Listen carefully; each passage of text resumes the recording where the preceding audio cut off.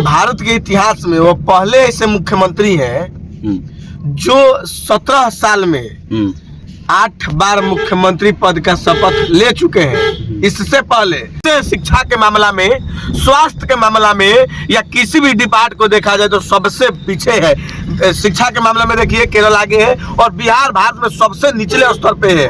और शिक्षा के मामला में भी वैसे, स्वास्थ्य के मामला में भी वैसे और विकास के मामला में भी वैसे ही है बिहार। ये बताइए कि जैसे ये पलटी मारते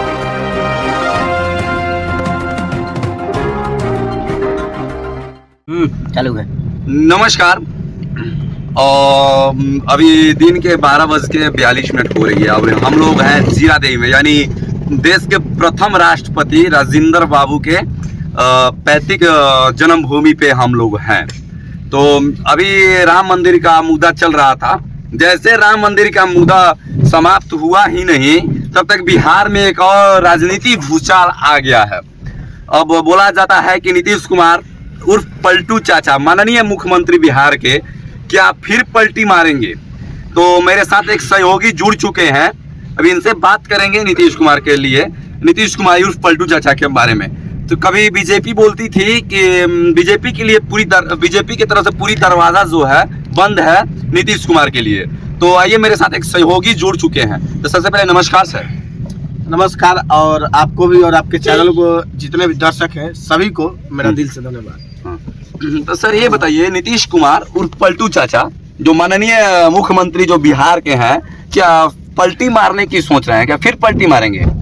देखिए, वो पलटी भारत के इतिहास में वो पहले ऐसे मुख्यमंत्री हैं जो 17 साल में 8 बार मुख्यमंत्री पद का शपथ ले चुके हैं। इससे पहले जो अभी कल लेने वाले हैं, 17 साल में कौन से ऐसे मुख्यमंत्री हैं जो 8 बार मुख्यमंत्री पद का शपथ लेते हैं। लेकिन पलटू चाचा यानी नीतीश कुमार वैसे मुख्यमंत्री हैं जो 17 साल में 8 बार मुख्यमंत्री पद का शपथ लिए हैं। यानी अभी उतने में 3 बार आदमी लेता है, 3 से 4 बार लेता है, लेकिन पूरा भारत जानता है, पूरा दुनिया जानता है कि नीतीश कुमार पलटू चाचा है। यानी फिर से इस बार जो जितना सियासी घमासान हुआ है बिहार में, राम मंदिर का मुद्दा भटक गया है, मुद्दा से लोग हट के सियासी घमासान पे चालू हो गए हैं। यानी नीतीश कुमार फिर से बीजेपी में आ रहे हैं। क्या बीजेपी नीतीश कुमार को वापस लेगी? बीजेपी अगर नहीं लगी तो बीजेपी भी बिहार से पूरी तरह से बर्बाद हो जाएगी। बीजेपी के भी बिहार में ना लोकसभा का सीट रहेगा और ना ही विधानसभा का सीट रहेगा। इसलिए अगर बीजेपी लेती भी है तो इसमें बीजेपी को बहुत नुकसान है। बोला जाता है कि नीतीश कुमार जी हैं विधानसभा में उल्टा सीधा भी बयान देते हैं। नीतीश कुमार पढ़े लिखे हैं, ये मैं नहीं कहता हूँ, वो एक इलेक्ट्रिक इंजीनियर भी है, वो पढ़े लिखे हैं, लेकिन वो जिस तरह से भाषण दिए थे वो बिल्कुल निंदनीय था, जिसका घोर निंदा पूरे देशवासी की है। क्या आप बता सकते हैं कि ऐसे शपथ ग्रहण, सरकार बदलना, पलटी मारना, ऐसे बिहार का विकास होगा? बिहार का विकास होगा कि नहीं होगा ये तो बहुत दूर की बात है, लेकिन इसी वजह से जो है बिहार का विकास नहीं हो रहा है। प्रेजेंट स्थिति में देखा जाए तो ऐसा हालत है जिसमें बिहार सबसे शिक्षा के मामला में, स्वास्थ्य के मामला में या किसी भी डिपार्ट को देखा जाए तो सबसे पीछे है। शिक्षा के मामले में देखिए केरल आगे है और बिहार भारत में सबसे निचले स्तर पे है। और शिक्षा के मामला में भी वैसे, स्वास्थ्य के मामला में भी वैसे और विकास के मामला में भी वैसे ही है बिहार। ये बताइए कि जैसे ये पलटी मारते रहते हैं, एक लड़का का मैं इंटरव्यू भी लिया था, तो मैं पूछा कि बिहार के मुख्यमंत्री कौन है, तो लड़का बोला कि भोजपुरी में कुछ ऐसा बात बोला कि उनका दिल है कि चार्जर कहीं लगा ले पलटू चाचा। एक बच्चा यानी 12 साल 13 साल का बच्चा जान रहा है कि ये पलटू चाचा है, पलटू चाचा है। तो देखिए, ये जो पलटी बार बार मारते रहते हैं, कभी तेजस्वी राजद में जाते हैं, कभी बीजेपी में जाते हैं। अमित शाह कुछ दिन पहले बोल चुके थे कि बीजेपी के लिए दरवाजा बंद है उनका, इस पे क्या कहेंगे?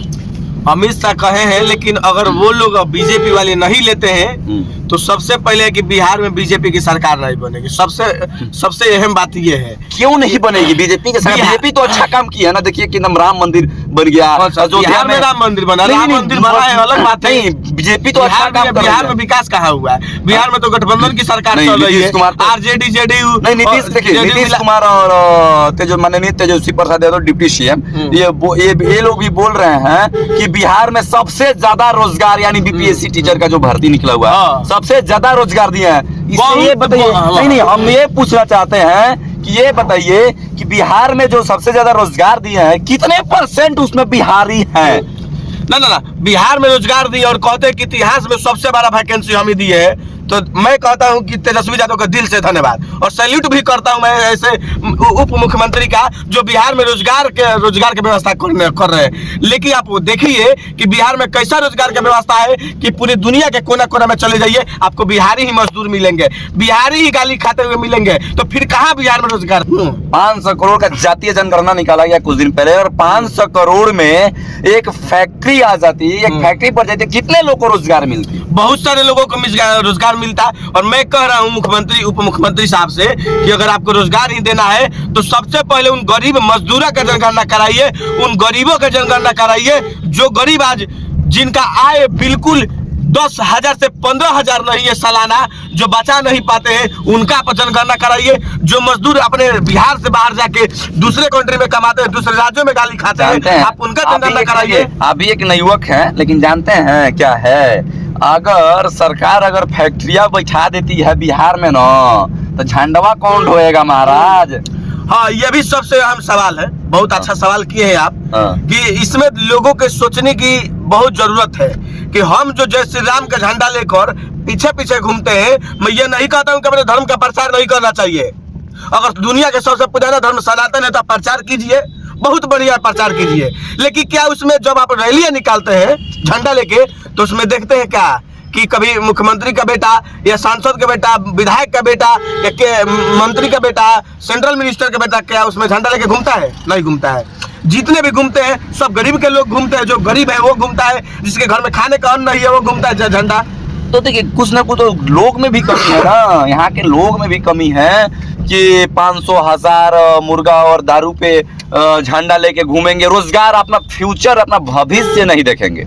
सोचने की जरूरत है कि आप लोग बिहार के विकास देखकर वोट दीजिए और नहीं कि जातिवाद देखकर कि हमारे जातीय का फलाना नेता है तो हम जातीय के नाम पर वोट दबा दिए। लेकिन सारा विकास के नाम पर 0 सन्नाटा बिहार में दिख रहा है। आपको कहीं भी चले जाइए, क्या विकास हुआ है?